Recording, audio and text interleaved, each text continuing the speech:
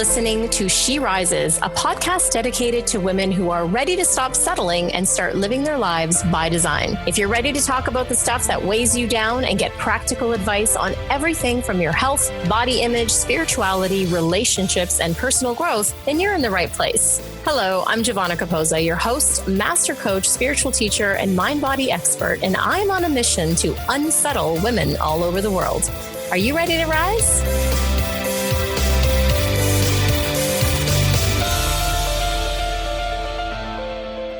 Hey everyone, and welcome again to another episode of She Rises. I'm your host, Giovanna, and I'm so happy that you took the time to join us here today.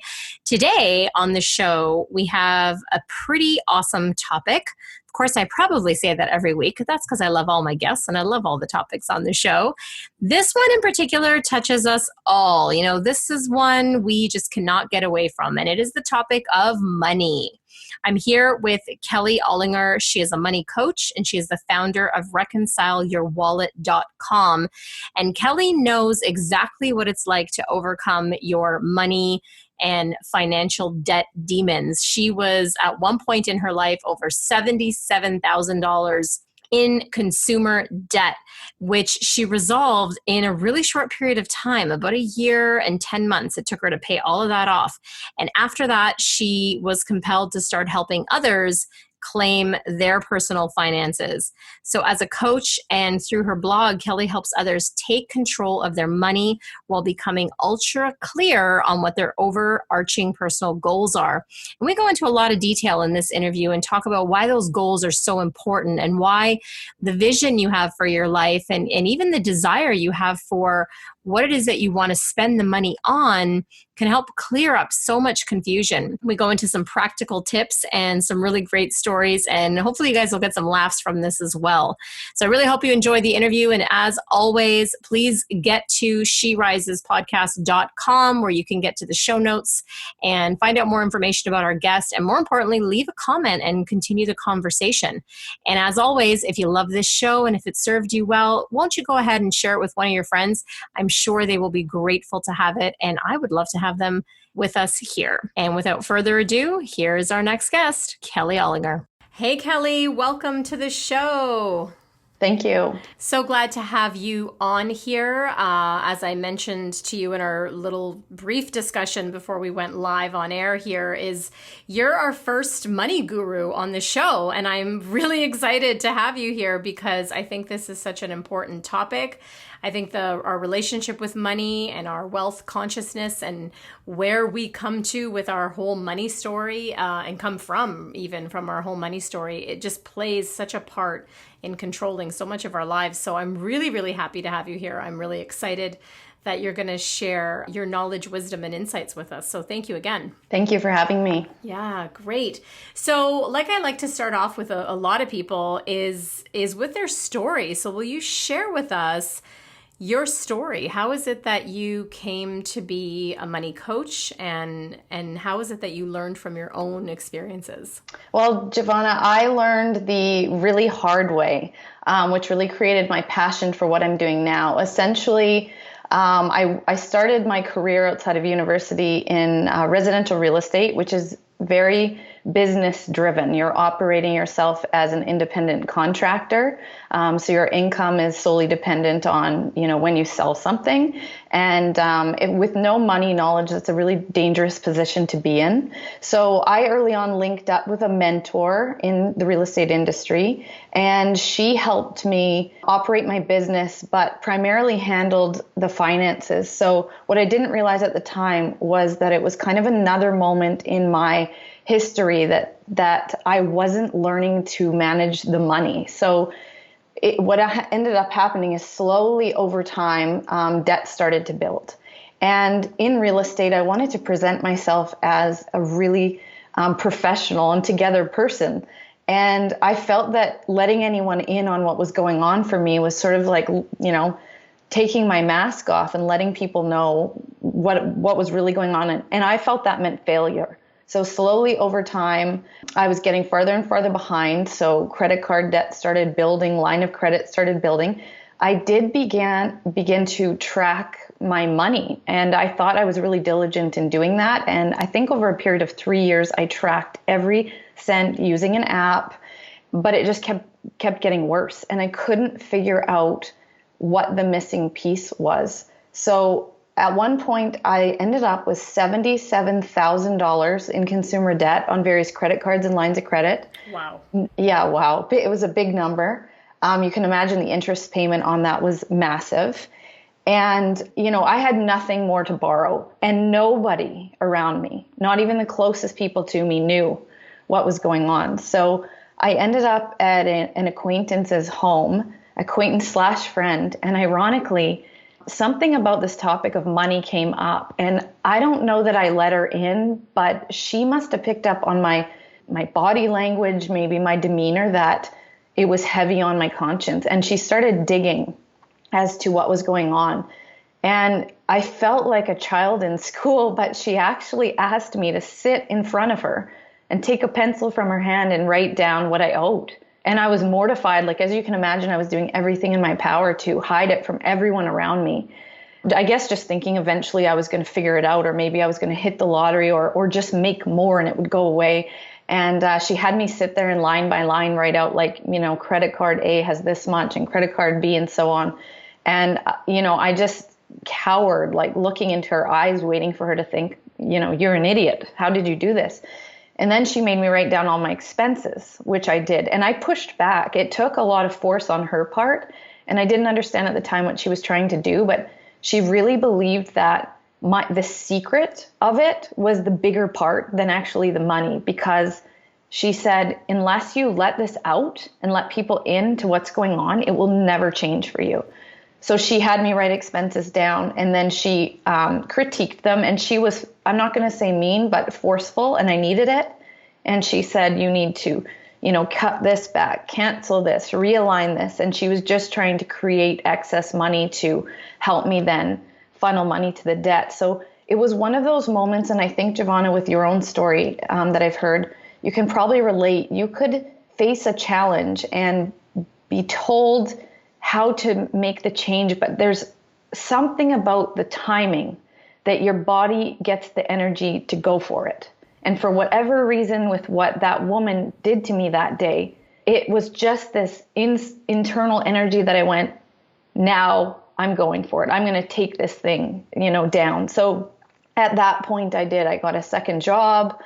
I started eliminating expenses. I started reading about personal finance. Like, I started to understand that in my household, we didn't grow up talking about money. We'd never budgeted money. So my problem wasn't what I was earning. It was that I didn't know how to manage what I was earning at all. And once that started to shift for me, it's like it clicked. I had the energy to go for it. I decided full tilt, like I just put my social life on hold. I didn't want to do a 5 or 10 year pay off the debt plan. I wanted to make it end and get on with life and get on with building. So it was after that and how empowered I felt that I thought there's got to be other people out there like me, that it's not about being a bad person. It's about just not understanding the concept, because the education is very limited from what I understand. As far as I know, in many school systems, it's not taught. Many households, it's not taught, and credit is too prevalent. So that's sort of the reason for my business, was that I learned so much and felt I wanted, where in residential real estate, I didn't have that giving back factor. That was just me. I know that some people, certainly helping people find a home is giving back, but it didn't light me up inside. And this just makes me feel so good when I'm working with people and I see that stress dissipate. Mm-hmm. There's a purpose, but like a real purpose. It feels like this is part of your life's purpose almost, because you've gone through such a relationship with it. That's right. Yeah. I heard you say some amazing things there, and I want to thank you for vulnerably and transparently sharing your story, because that's the first piece, I think, for anything in our life that is going out of control, is actually speaking it, admitting it, and asking for help. And, there's such shame around the money piece for so many people. You were speaking and I was kind of remembering what I went through in my 20s. And, I didn't thankfully have that much debt but I was always aware that I was living beyond my means and spending too much money, and a lot of shame around that, a lot of shame around, not knowing how to manage my money and letting it get out of control and feeling like I was always lacking somehow. Like I never had enough money for this and I never had. And I say that I experienced that in my 20s, and yet, I didn't really start to heal that relationship with money until like not that long ago, because I see how it sort of evolved throughout my whole life. And I went from being like really, really good with money, but I, looking back, see that being really good with money to me was kind of having fear around it and not spending it. So it's like it was in the bank, but that's where it was. And it was like, okay, good, it's there, Yeah. And that in itself is not a wealth consciousness. That's not a wealthy mentality either, because you're being stingy. You're still coming from a place of scarcity, to where I was in my 20s, where I was sort of spending willy-nilly and just like, yeah, it'll come, And Right. so I love that you shared that piece around the shame of it, and you kind of had to get down into the darkness of it, right? And have someone point it out to see, to start making a change, right? It was, yeah, that piece was huge for me. I was so embarrassed. And all the moments where you're using, a credit card and it declines and you've got to do oh, it must be, expired. That must be the reason this just happened, because it's humiliating. Mm-hmm. I've never said that. Not me. I've never done that. Yeah, right. And I think too, because of credit, I think it's easy to look, and it's very much like a social media thing. It's very easy to look outside of yourself and believe that everyone has it figured out because they have the nice car and the nice house. And so it's easy internally to think, what is wrong with me that I can't get this? They have it figured out, when in reality, perhaps they don't.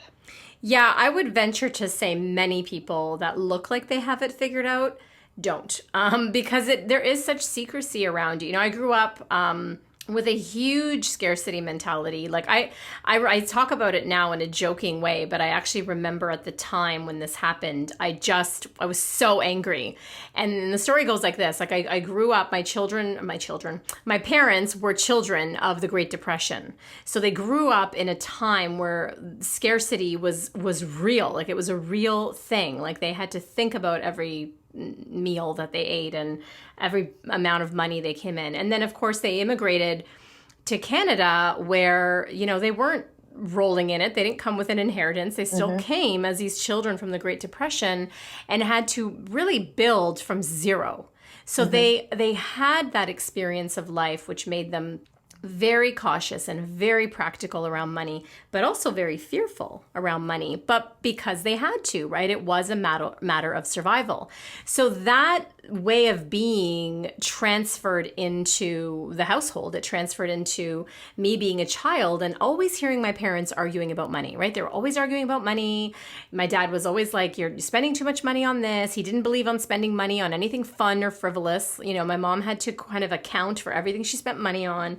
And it was what I call a really toxic environment around money. It was a lot of fear. And I remember being a little kid and kind of being in my room and crying. And I'd sit under my desk and I'd hear my parents arguing about money.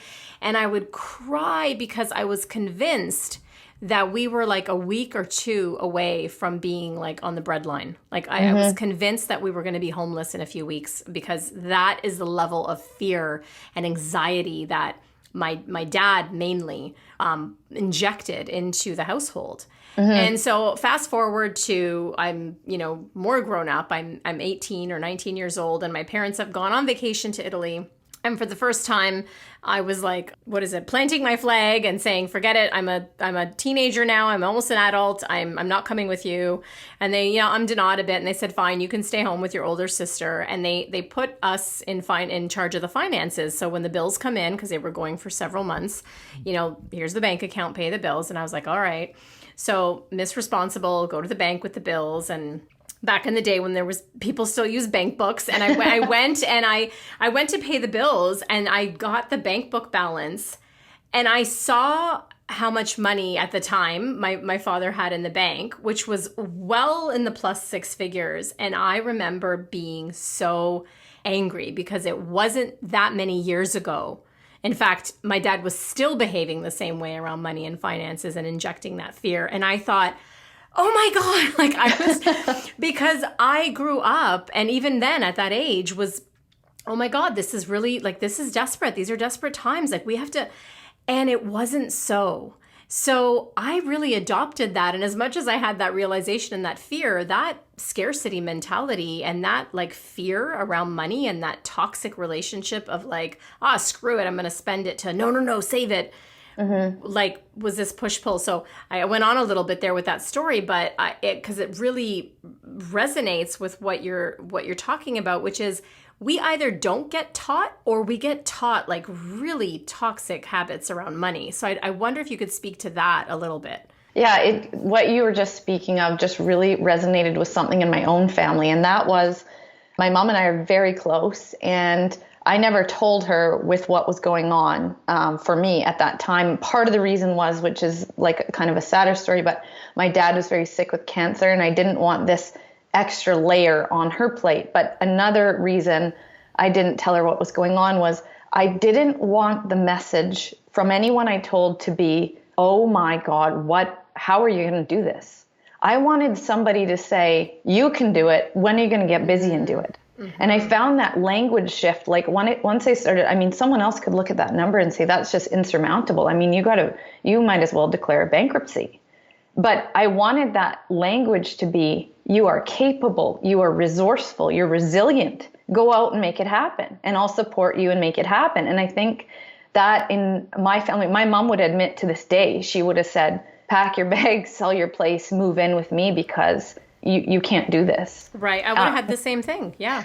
Yeah. And I think now, I mean, I kept that close to my chest because it was the biggest important piece of my life to make that happen. And just actually before I got on the call with you, I pulled up this poem, which I won't read, but I just thought for your audience, it's such a good poem. And it talks, this man is watching a butterfly try to make its way out of a cocoon, and he watches it try and try and try, and it can't get there. It stops. So he clips the cocoon to let the butterfly free, and it comes out swollen and shriveled, and it never ever can fly. And the whole point was the struggle of that butterfly in the cocoon pushes the blood into its wings, which allows it to fly. And the very helping of it, with the best of intentions, cripples that butterfly for life. And that's true. Like, while we like to save people in trouble, and we like to say, well, I'm going to rescue you, I know how, it doesn't create resiliency. I love that story. That is such a good story. It's so true, because the struggle, like literally, it's going to sound cliche, but the struggle is what gives us wings, right? Absolutely. Like we have to, and it's interesting, because as you were telling that story, I was thinking about the flip side, where people, let's say, have had it good around money, right? How they've maybe grown up. They've grown up in abundance. I also didn't learn grammar growing up. They sort of grew up with abundance, and it was, maybe handed to them, as the saying goes, or it wasn't an issue. And even that can create a not so great relationship around money, because again, there hasn't been that education, or that, I hate to use the word struggle in that instance, because it doesn't have to be a struggle, but there is something magical that happens in that learning, that it's uncomfortable and it's oozy, and it's, yeah, I love that. Yeah, it's good. It is good. Cool. So take us sort of like fast forward, because obviously, I mentioned at the beginning of the call in the intro that you got yourself out of this in relatively, a short period of time, considering this was like $77K in debt, and presumably you still had expenses. I did. Talk us through that. Like, what happened? I heard you got a second job, and the other piece that was really important in there after you came out of the closet with it, so to speak, is that you committed. You actually committed. Like, this is it. I'm doing it. Yes. So in order to get that paid, like I said, the change in my energy internally was huge. And having people know then, I also had the support on the outside too, of people saying, you can do this, you can get through it. So I did. I worked for a development company during the day. And then I wanted to figure out what second income I could get that would sort of get me the most amount of money in the shortest amount of time. And I felt that was serving, right? I could make tip money. I could fit it in after I was done my job during the day. I had set hours, by the way. Sometimes residential real estate can be flexible, but I was working for a developer and had set hours. So I would finish that job during the daytime and I would jet across town and serve at night. So I can even recall a time like I would sell, a penthouse, say in this building, to a client, and I would put my best professional foot forward as this real estate representative. And then I would jet across town to go serve in this pub that was in this 5-star hotel. And guess who's sitting in front of me? That same client. And now, and I don't want it to come across at all like I have anything wrong with serving, but it was that I really wanted to present myself that I had succeeded in real estate. So transitioning then into serving at night was almost like saying to this person, well, I failed in real estate, and so I need to be here as well. Oh, I so hear that, and I so know the pain of that. The same almost identical thing happening with me back in 2006 when I started my business, because I was laid off of my job that was quite secure and laid off, and I was working for the RCMP. For those of you that are listening, that's the Royal Canadian Mounted Police. And I was in there, I was working in their special intelligence sector. And so I wasn't allowed. I had like top secret clearance. I was not allowed to write on my resume what I did. I still can't talk about it to this day by pain of death. I'm just joking. But, I couldn't, talk about that on a resume. So I had to make it really kind of generic. So I couldn't find a job. And I thought I've been toying around with this idea of entrepreneurship. So I thought now's as good a time as any. And so I started this job, and the same thing, this business, the same thing as you. I wanted to look like the successful business owner so people would trust me and have that image. And yet I was still working at a health food store part-time because I had a mortgage to pay. I had just bought a house right before I got laid off, and I had a job, a car payment. And so I totally resonate with that story. It's that sinking like, oh yeah, okay. It's, and that goes back to the shame around like admitting or saying like, yeah, like I don't have my shit together in this department. And so what? I'm working on it, Yeah. Yeah. I still feel not totally comfortable. That's ridiculous to even say. I still feel like, I have moved past it, and I'm so proud of it. I'm thankful for that time in my life. I wouldn't be where I am now, but I still have a little bit of discomfort around it, for sure. Around which piece? Around the history, yeah. That was me, and that I did that, and which is just ridiculous. But that's why I can so relate to people that are in the thick of it, because I still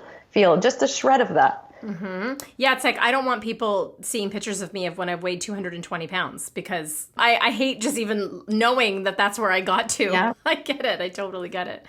So this is amazing, and I love this conversation that we're having, because it goes to this point of unless you kind of come out with it and admit that you need help, like this actually has gotten out of control. I need help. I need to do something about it. You can't actually take the steps to get better with anything in your life until you actually admit that there's a problem. So you managed to do this. You paid off, was it a year and 10 months that you paid off all of this debt? Yes. So that's like amazing. That just in itself is amazing. And so if you can take us into the practicalities around what you do with your clients, because I know, and you guys will catch Kelley's website in the show notes, reconcileyourwallet.com. But you talk in there with your services, and I love that you have a specific subsect for self-employed. And God, I wish I saw that before I started my business. So because we're not taught that, we're not taught it in our personal finances, and then we go and start a business. So if we can get into some practical things that you walk your individual clients through. I know you work with couples. And then for this other subsect of person like myself, who's an entrepreneur like yourself. Sure.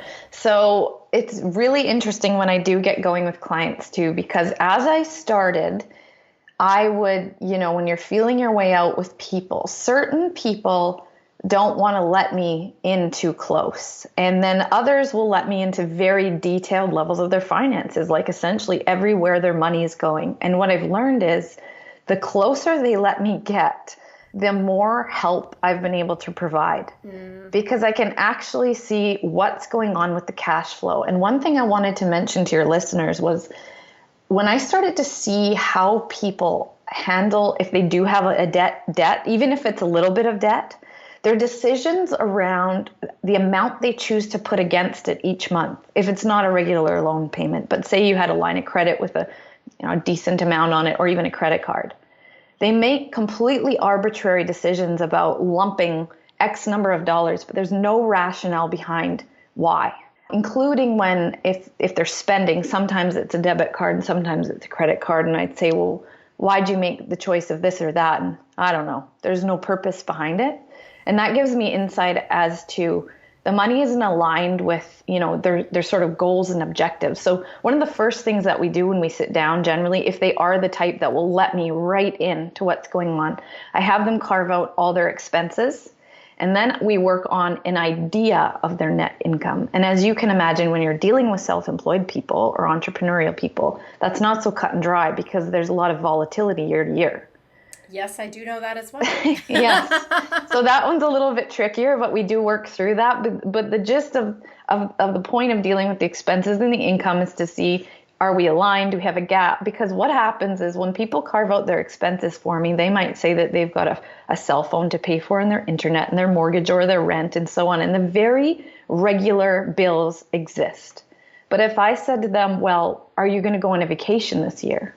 Yeah, I think so. Great. Well, how much do you think in the course of a year you would spend on your vacation, right? They have to start putting some thought into that, because if you divide it by 12, whatever the number is, you should factor it in that that's where the volatility in the cash flow happens, is when those things are ignored. And now you go on a Mexican vacation and it's $3,000. It's a huge hit. The easiest way to deal with those big chunks, including, let's say, Christmas for those who celebrate, can be just a costly month in general, not just gifts, but everything associated with that month. Vacations, cars, your car is going to break down. We know that will happen, but people will say to you, well, it was unexpected, but it's not really. We know that it will inevitably need new tires and so on. So when those things then come into the expense column, they're added. Even things like pets and vet bills are overlooked. So is that something, sorry to interrupt you, that you see like trips people up the most? Like especially that vacation thing, because I used to do the opposite, which is I wouldn't factor it in, and then I wouldn't sometimes just go on it anyway and spend the money. I'd live the whole year going, I can't afford it, I can't afford it, I can't afford it. Rather than if I had stopped at the beginning of the year, I could. So is that what trips people up? Is that not planning ahead? Yeah, plan for the unplanned and finding sort of your North Star. Like if you said to somebody, I think that changed a lot for me. What do you want? If all of us wake up every morning and what we're working for so hard, God knows how many hours a week, and you roll out of bed and you're saying, like you just said, I can't afford it. What's the point? So when you get super clear on, I'd like a vacation and I think it's going to cost this much. Like you said, if you start in January and say, I'm tucking away $200, it's so much easier to swallow than $3,000 or whatever it ends up to be. Mm-hmm. So the clearest example for me in my own head when it kind of clicked was I used to pay my car insurance. I would finance it through where I live. You could take the year amount and then they'd finance it for you. So you have this monthly payment. Yeah. But all of a sudden I started to think, well, hang on a second. When I have a monthly payment, they are dictating to me when I have to give up that money. And when I'm self-employed, sometimes I have a lot and sometimes I have a little. It works better for me if I knew I have an entire year to save it. Some months I'm going to put more and some months less. So in order to get out of that cycle of paying their monthly bill, for 1 year I had to double up. I pay them once, but then in a bank account over here, I'm going to put that same amount. So the next time it comes up, I have the full amount, and now my saving for the subsequent year is in my favor. I get to pick how much and when I save. And you're paying less, right? Because you're not financing it. You're financing it to yourself. So there's not an interest or a payment on top of that. That's right. And those little amounts, like for me in that case, so that first time I kind of looked at that, it was only $50 in the course of the entire year. But when you start looking everything in your life like that, it really compounds. It makes a huge difference.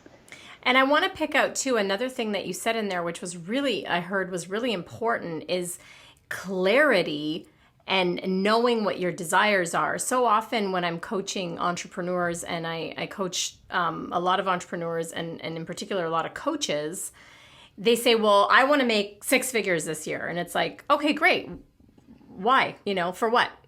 And it's like, what do you mean for what? I just want to make it. Well, but for what? Like, what are you going to use it for? So it's so interesting that you pointed out that piece of clarity and desire, because it's like, great, pick a number, but you're picking it out of the air, and you're not really saying to yourself, oh, I want to take 2 vacations this year. Or I want to I need to buy a new car, or so when the money starts to have a purpose and a desire behind it, this is in my experience, but I want to hear your opinion on this. Do you see that it's actually creating it or finding room for it is actually easier? Absolutely. It makes all the difference in the world, because I think what you just said that you ask your clients is similar to some conversations I have, which is many of us are working hard because we want to get there. We want to retire.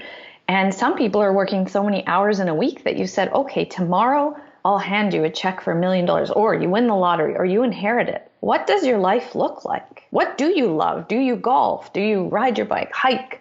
Vacation, volunteer? What does the money mean? Because that's just it. One of the things for me I could say is I always was working weekends, and I found that my family doesn't live where I live. And so important to me was I want 4 times of the year to be able to fly home and see them. So now we look at the money. What kind of money do I need to do that? And now I start trimming where I don't care. And maybe, I don't know, cable might be getting more and more arbitrary, but I'd rather not have cable and then have a flight once a year to see my family. Like, you get really dialed in for what you want to fund and what you don't want to fund. Yeah, beautiful, beautiful. So something just came up for me there when you were talking, right? It's that what that triggers in me is that either or thing that people resist, right? Like, I don't want to give up my cable. Mm-hmm. Like, I want to have both and. I don't want to live an either or life. And I believe, abundance mentality and wealth consciousness as it were is not an either or. I believe that it is a both and. And I also believe that there's the real practicalities. Like, we can't live in cloud cuckoo land where we're just like, no, I want to have both. And, we're kind of stamping our feet like little children. So how do you work with that with people that are in a real situation? And yet there's that resistance, which I'm sure, because you said when you sat down with that friend of yours, you kind of like, there was some pushback, right? Because it's like, oh, I don't want to give that up. So how do we deal with that within ourselves? Well, I think generally, if you looked at all the expenses a person has, sometimes they're things that don't feel like elimination. They might be realigning. They might be choosing a different service, providing the same thing just to free up money. But I also think that for entrepreneurs, this is an easier one, I believe. But you either have to earn more money or spend less, or it's a bit of both. So if you decide that there's something that's super important to you that as it currently stands, you can't afford, then what do you need to do to drive your business forward, to get the income a little higher? For myself, when I was working more of I had set hours, but I was selling things online on the side and, working the 2 jobs. It's almost like you start to get really creative when you know what it is that you want to go after. I love that. I love that because it speaks to resourcefulness, right? Like, it's not about the resources you have.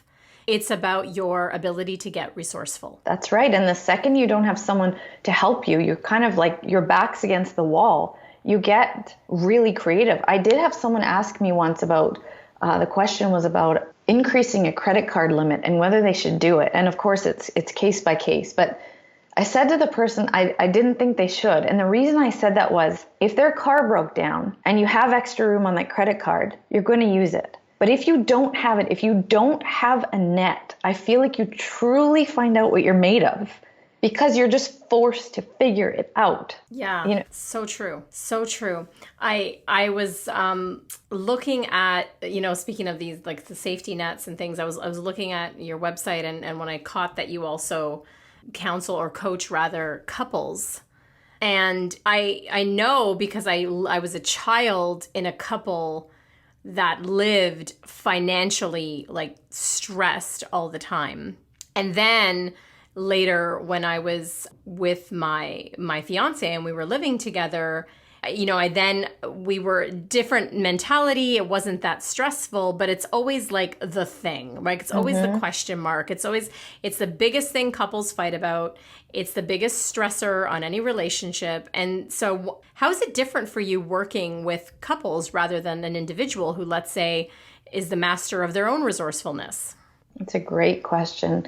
Couples, yeah, can be absolutely challenging, for sure. Of course, imagine. there's many reasons why. Like there's income discrepancies between them.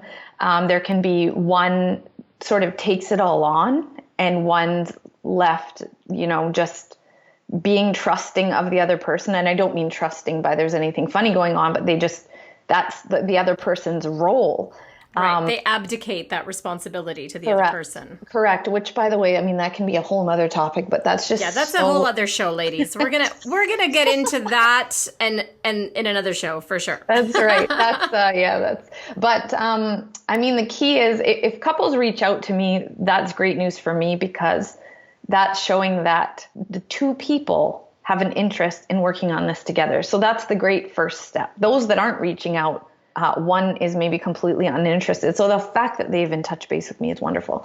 But they certainly need common ground. And I think what I hear from couples is each person will have where they want to spend or money, sort of like the frivolous money. I mean, the money needs to go to the rent and the, turning on the lights and so on, and groceries and so on.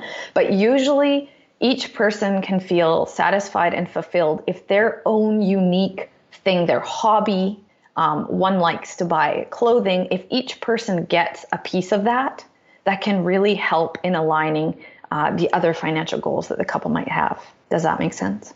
Yeah, it makes total sense. And it's interesting when you discussed the having, the different resources coming in. So one could be making more than the other. But what came to me was also like their relationship to money could also be very different. Like I look at my own parents, and even when I was living with my ex, we each had a different relationship around money. Like one was a spender and one wasn't a spender. My dad was afraid and constantly in fear around money, and my mother was a little less. So how do you personally get into that, and how do you start to affect that change? Or what advice would you give? Let's say if a woman comes to you and says, well, my husband's totally stingy. He doesn't let me spend money on anything, and my financial goals are different.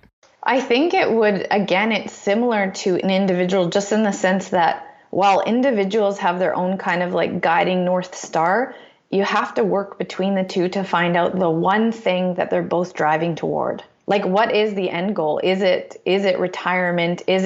Because I think once you have a clear picture around the money needed for whatever that driving light or North Star is, anything in excess of that perhaps can be more free. Like if someone is stingy, I think stingy, that sounds awful, but that can help them as long as they know that that one goal is being serviced or fulfilled, then perhaps it can help them lessen the reins on the rest of the financial picture. But it is about having a conversation to find something that they're both driving toward. I love that, because it speaks to that same point of finding clarity, right? What is your value? And having clarity around that value and what it is that you want to create or use the money for. Because I find a lot of people are arbitrarily freaking out about money or not planning, like you said, because they don't know the end, right? Like Stephen Covey has that quote of, start with the end in mind, and they don't do that. So, and I did that. I was constantly like, I don't have the money to do that. I don't have the money to do that. I don't have it. And then when I would actually sit down, I was like, oh, actually, no, I do have the money to do that. Or I can create the money to do that. It's okay. And so, yeah, I love it that it goes back to that point of being clear with what it is that you want to create, what it is that you desire. In the case of a couple, like, what are your values, right? I might have a value for a lot of, like, spare time or vacations, but maybe your value is on something else. And how can we create a compromise in that? Yeah. And this is taking it away from couples for just a moment, but something you just said made me think of this as well. One thing I work on with people, which does take some time for sure, but often with self-employed people in particular, there's such a fear around money because they don't know the next time they're going to get paid. So they get really, like, sometimes I'll have clients that have like an obscene amount sitting in their checking account and they're petrified. They are terrified to spend because maybe they need it for a year. So one thing we try to work on too in those particular cases, and this could be true for couples as well, the fear is usually driven from something. So for self-employed people, it's driven from when's that next pay thing. And what you just said too was that you started to realize yourself, well, I can create that money. I can figure it out. Like, if it got tough again, I can get out there and make it happen. And that's what we try to do, is we try to set aside 1 month or 2 months of income, or anything beyond the 1 or 2 months once we have it built. And that does take a lot of time. But once it's there, then the excess money can be guided towards goals, or if there's debt, it can go to get debt once we have 2 months in front of us. And that starts to dissipate the fear once there's sort of a plan in place.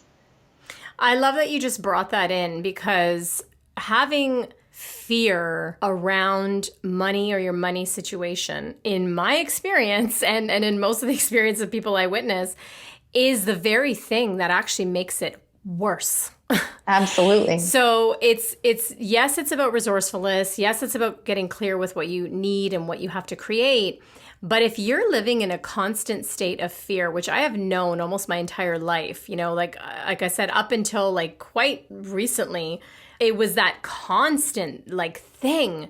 Part of that was because of my spiritual journey. It was part of my faith muscle that I developed. It was part of my spiritual practice that helped me kind of pop that fear bubble.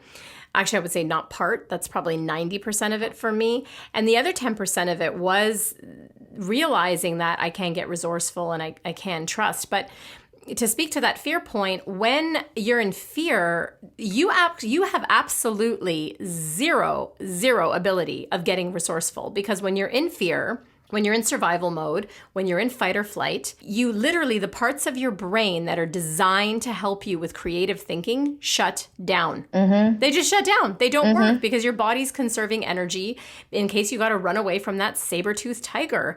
And so it shuts down your ability to actually find the answers. Much like with yourself, your friend had to sit you down and paint it all out to you because you'd been living in fear for so long. Mm-hmm. All it did was perpetuate.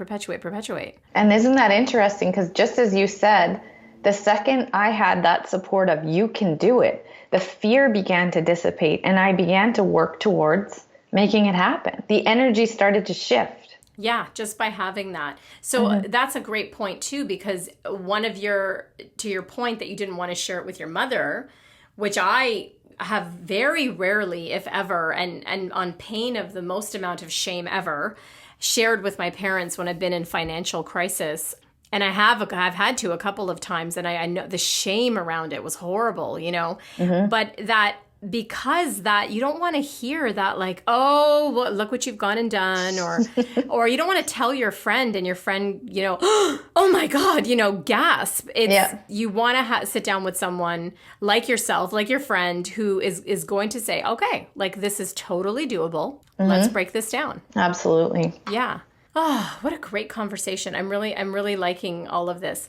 Can you give us, we're sort of rounding up on our time here, can you give us and our listeners any more practical tips and tools, how to get yourself to that place where you can finally admit this? You said something really cool at the beginning when you said, referenced my own kind of journey. It's like when you're ready, right? And there's also divine timing. So if you can speak a little bit more around any of, and it might not even be practical tips at that point, but it's really kind of getting yourself out of the fear and getting yourself into action around these areas.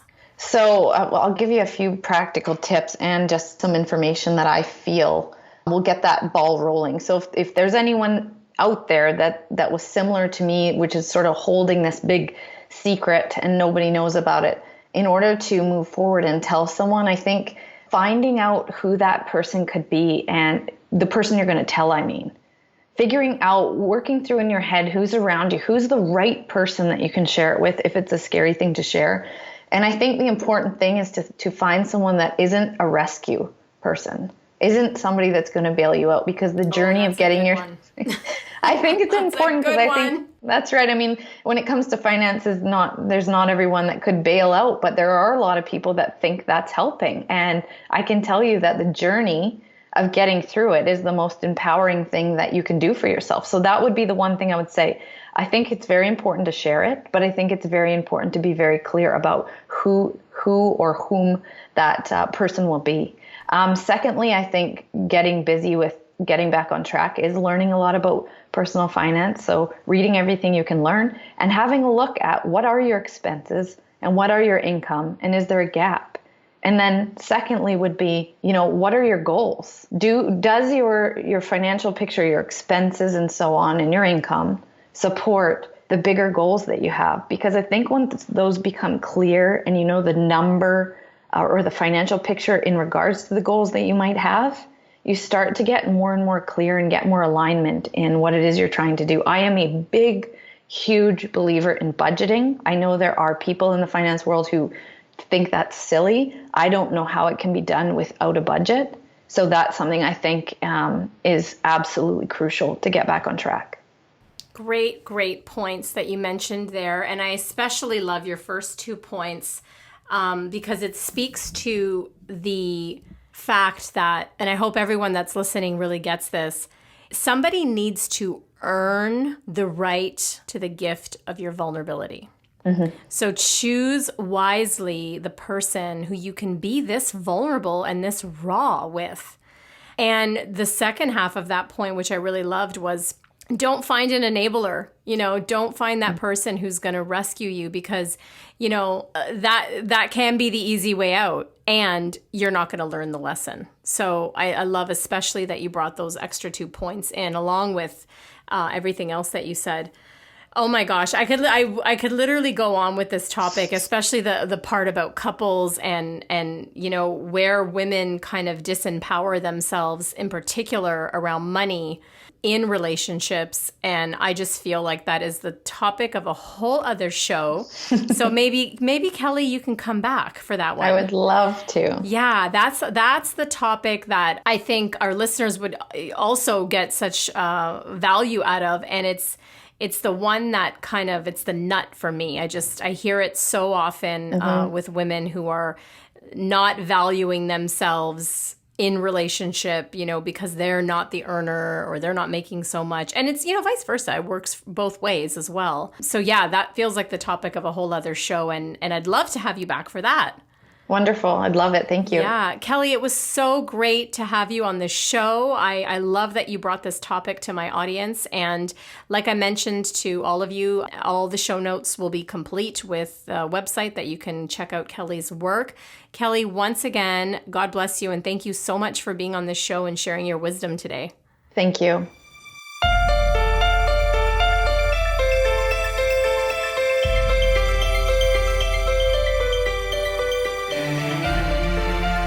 Thank you so much for tuning in, and keep rising, everyone. For books and resources related to today's episode, make sure you head over to sherisespodcast.com, and I'll see you there. If you've enjoyed today's episode, make sure you tune back in next week when I dive into more juicy topics to help make your life the best it can be. And hey, if you've enjoyed listening to the show and you love it, head on over to iTunes and leave me a rate and review and subscribe there to the show.